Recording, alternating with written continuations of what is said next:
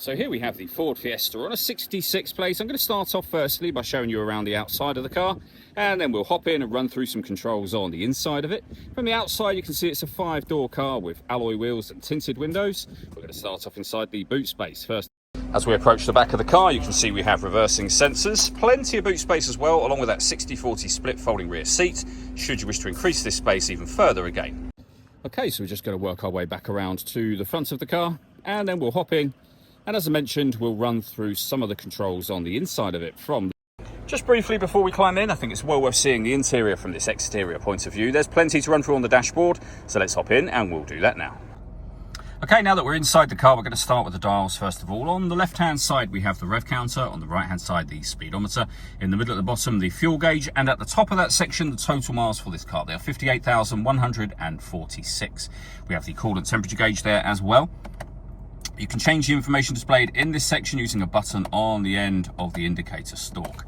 If we back out to the steering wheel, we have cruise control, we have stereo and phone controls on the left-hand side, and then over into the center, the main screen for the car. This is where you will also find some of your air conditioning controls, which we'll come to in a bit more detail in a moment.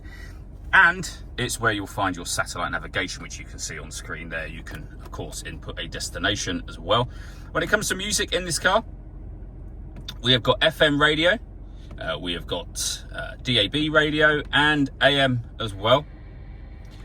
We can obviously turn the volume up and down, which is the main dial on the unit, which we'll come to in just a moment again. So CD player, we have got auxiliary input, USB input and Bluetooth audio once you paired your phone, which is done by hitting the phone button and following the instructions on screen. These are all the buttons I was just using.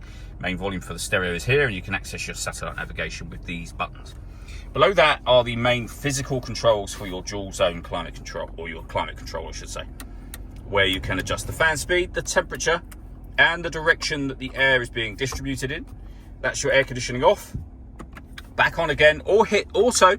The car will now take full control for you, which you can hear it doing and see it doing, and it will do that to maintain the temperature that you've asked for. You can override that whenever you wish to. We can put the car in eco mode, we can turn off the stop and start.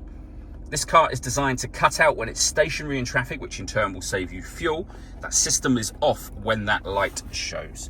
We have a 5-speed manual gearbox, 12-volt charging socket along with auxiliary and USB inputs, and 2 cup holders. All that leaves me to say is thank you for taking the time to watch this video. If you'd like to come and see the car in person and have a test drive, please feel free to give us a call here at Surrey Specialist Cars. We'd love to hear from you.